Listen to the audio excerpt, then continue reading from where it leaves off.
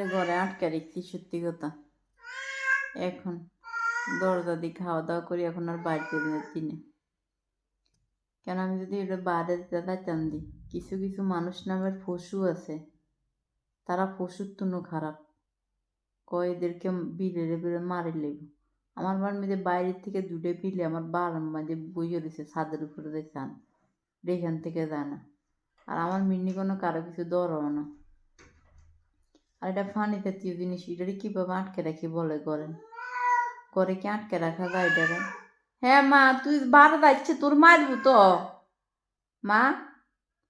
তোর যদি মারিলে তো মাই কেন থাকুম, তোর হরণ হরে না মার। ও দেখেননি তুই কীভাবে আটকে রা এটারে?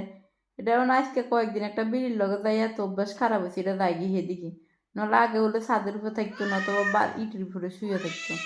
কি দেখো মা, কেন বাড়া যাইতে কষেন? তোর বেলা মারিলে ও শিবলে ডুবাইতে আছে। হ্যাঁ শিবলে ডুবাইতেছে, তোর মারতে বলি।